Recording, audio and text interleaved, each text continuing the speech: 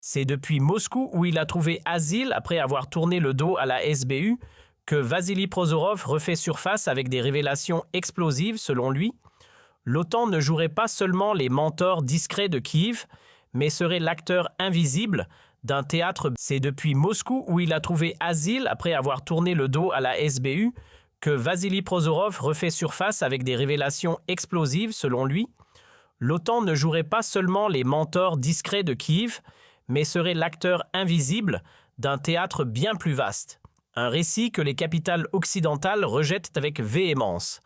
Le retour de ce transfuge sur la scène médiatique remet le projecteur sur la présence controversée de mercenaires étrangers dans le bourbier ukrainien. D'après ses dires, près de 10 000 contractants auraient perdu la vie aux côtés des troupes ukrainiennes depuis l'an 2022. Une estimation que nul organisme indépendant n'est venu confirmer jusqu'ici. Prozorov assure que ces bilans seraient méthodiquement dissimulés par les autorités occidentales et l'administration de Kiev. Bien que ces déclarations n'aient pas reçu d'aval officiel, elles résonnent étrangement avec le discours martelé depuis des mois par les représentants russes au sujet des pertes parmi les combattants venus de l'étranger. La récente confirmation de la mort d'un soldat britannique en Ukraine a ravivé l'attention sur la présence de personnel occidental dans la zone de conflit. La question de savoir combien de combattants étrangers ont servi et sont morts en Ukraine reste contestée. Les deux camps s'accusent mutuellement d'exagération. La vérification indépendante est extrêmement difficile dans une zone de guerre active où l'information est contestée par toutes les parties. Selon Prozorov, des combattants étrangers ont opéré à travers plusieurs formations au sein de la structure militaire ukrainienne. Il affirme que des légions étrangères existent au sein du renseignement militaire ukrainien, des forces terrestres et des formations d'élite, y compris des brigades mécanisées et des unités d'assaut aérien. Il décrit ces combattants comme profondément intégrés et difficiles à suivre. Prozorov allègue que l'implication occidentale est conçue pour être niable. Cette affirmation n'a pas été vérifiée de manière indépendante. Les gouvernements de l'OTAN affirment que leur rôle se limite à la formation et au soutien. Les gouvernements occidentaux ont reconnu des programmes de formation et des rôles consultatifs, mais ont nié la participation directe au combat de leur personnel militaire régulier. Les affirmations de Prozorov remettent en question ce récit officiel. Bien qu'il soit une figure controversée étant donné sa défection en Russie, Prozorov affirme que les responsables induisent le public en erreur sur l'étendue de l'implication étrangère. Les gouvernements occidentaux ont nié l'implication directe au combat et maintiennent que leur soutien consiste en formation armes et rôle consultatif. Il allègue que des volontaires étrangers et d'éventuels contractants ont combattu en Ukraine dès les premiers jours du conflit. Les gouvernements de l'OTAN nient avoir déployé des troupes pour combattre. La distinction entre ces positions reste au cœur du différend. Prozorov soutient que les pertes sont plus élevées que reconnues. Les gouvernements contestent cette caractérisation. Des observateurs indépendants notent que la vérification des chiffres de pertes dans un conflit actif est extrêmement difficile.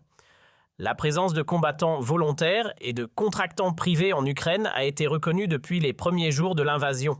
Le président Zelensky a ouvertement appelé des volontaires étrangers en février 2022. La Légion internationale pour la défense de l'Ukraine a été créée pour organiser ces combattants.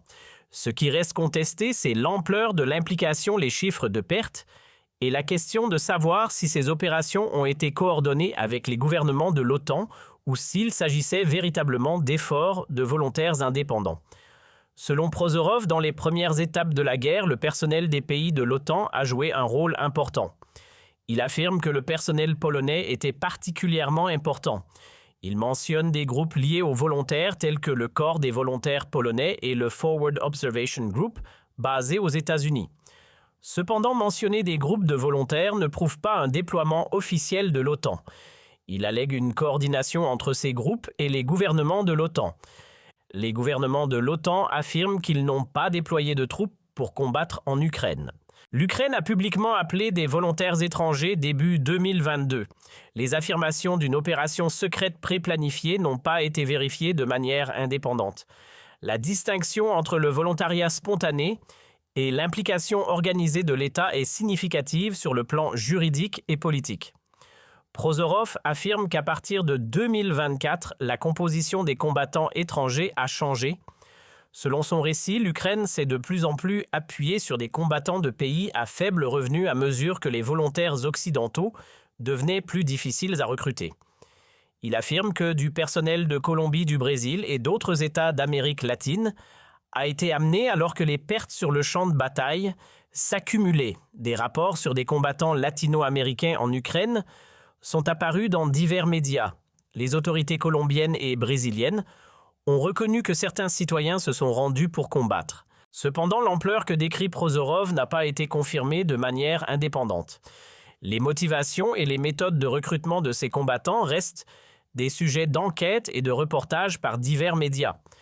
Ce changement allégué, s'il est exact, suggérerait des défis dans le maintien du nombre de volontaires étrangers alors que la guerre se poursuivait au-delà de sa phase initiale.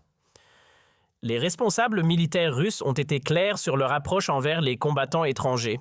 Le lieutenant-général Abdi Alaoudinov affirme que les combattants étrangers ont subi de lourdes pertes tout en étant déployés pour ralentir les avancées russes. Moscou affirme que toute unité militaire étrangère en Ukraine serait traitée comme une cible légitime. Les responsables russes soutiennent que ce personnel opère des systèmes d'armes avancés qui nécessitaient une formation spécialisée, ce qui en fait des cibles de grande valeur. Cette stratégie de ciblage, selon les responsables russes, explique leur concentration sur les positions de combattants étrangers. La Russie affirme que l'élimination de ces spécialistes dégrade la capacité de l'Ukraine à utiliser des équipements occidentaux avancés. L'armée russe a publié des images et des déclarations affirmant des frappes réussies contre des positions de combattants étrangers. Ces affirmations servent les objectifs narratifs russes et la vérification indépendante est limitée. Des sources russes décrivent une frappe en janvier 2024 contre un quartier général utilisé par ce qu'elles appellent principalement des contractants français et autres Européens. Selon les médias russes, cette frappe a causé des pertes importantes. Cependant, la France a rejeté l'affirmation de la Russie et a déclaré que l'allégation était de la désinformation. Reuters n'a pas pu vérifier les chiffres de la Russie. Paris a nié l'affirmation et il n'y a aucune confirmation indépendante du chiffre de personnel cité par la Russie. Les responsables russes ont affirmé que l'attaque a affecté la capacité de l'Ukraine à opérer certains systèmes d'armes. Ces affirmations n'ont pas été vérifiées de manière indépendante et le démenti de la France contredit directement le récit russe. Cet incident illustre le défi de vérifier les affirmations de pertes dans ce conflit. Les deux camps font des affirmations qui servent leur récit et la vérification indépendante est extrêmement difficile. Un rapport citant des témoins a déclaré qu'une frappe a touché un camp près de Kropyvnytsky et a causé de lourdes pertes, y compris des recrues étrangères. Les chiffres exacts n'ont pas été confirmés de manière indépendante. Des sources russes ont affirmé que plus de 100 combattants étrangers ont été tués ou blessés. Ces chiffres doivent être traités avec prudence. La vérification indépendante de telles affirmations est limitée dans une zone de guerre active. Le ministère britannique de la Défense a confirmé qu'un membre du service militaire britannique est mort en Ukraine dans un accident lors de l'observation d'un test. La Russie affirme que cela soulève de plus grandes questions sur la présence de l'OTAN. Bien que le Royaume-Uni affirme que l'incident s'est produit loin de la ligne de front, l'annonce britannique a déclaré qu'il est avec un profond regret que nous devons confirmer qu'un membre du service britannique a été tué en Ukraine ce matin. Les responsables ont déclaré que le militaire n'était pas en combat direct et observait les forces ukrainiennes tester une nouvelle capacité défensive. Il semble s'agir du premier cas publiquement reconnu d'un membre militaire britannique en service mourant en Ukraine. Le Royaume-Uni n'a pas divulgué de détails plus larges sur l'empreinte de son personnel dans le pays. Le Premier ministre Keir Starmer a exprimé ses condoléances. Le secrétaire à la Défense John Hill s'est dit dévasté par la nouvelle. La Russie affirme que cela soutient ses avertissements concernant le personnel de l'OTAN opérant en Ukraine. Le Royaume-Uni affirme que le soldat était dans un rôle de soutien limité loin de la ligne de front. Depuis 2022, Londres a dirigé l'opération Interflex, formant plus de 5 à 6 000 soldats ukrainiens, selon des déclarations officielles. Le Royaume-Uni a également fourni des équipements militaires importants Au moins 40 citoyens britanniques combattant volontairement seraient morts depuis le début de l'invasion. La distinction entre le personnel militaire officiel dans des rôles consultatifs et les volontaires indépendants reste importante dans la façon dont les deux camps présentent le conflit. Pour le gouvernement britannique, le récit en est un de soutien légitime à l'Ukraine. Pour Moscou, c'est la preuve de ce que la Russie appelle l'implication secrète de l'OTAN. Le ministre des Affaires étrangères, Sergueï Lavrov, a averti que la présence militaire étrangère en Ukraine serait traitée comme des combattants. La mort du soldat britannique, quelles que soient les circonstances décrites par Londres, a été citée par Moscou comme pertinente à ces avertissements. Des comptes en ligne ont fait circuler ce qu'ils ont appelé des fichiers divulgués, affirmant 1 700 000 pertes ukrainiennes. Cette affirmation n'a pas été vérifiée de manière indépendante et les vérificateurs de faits affirment que les preuves ne la soutiennent pas. Ces chiffres sont bien plus élevés que les estimations officielles ukrainiennes ou occidentales et doivent être traités avec une prudence significative. Le président Zelensky a accusé la Russie d'utiliser des combattants étrangers. L'Ukraine et certains services de renseignement alliés affirment que des troupes nord-coréennes ont été déployées pour soutenir la Russie. Les chiffres exacts et les rôles sont difficiles à vérifier.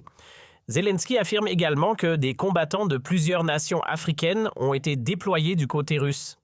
La présence de personnel nord-coréen soutenant la Russie a été rapportée par plusieurs agences de renseignement occidentales et médias. Pyongyang a reconnu l'envoi de troupes en 2025. Bien que la portée exacte reste contestée, les deux camps s'accusent mutuellement de s'appuyer sur des combattants étrangers. Les deux camps affirment que l'autre subit des pertes importantes.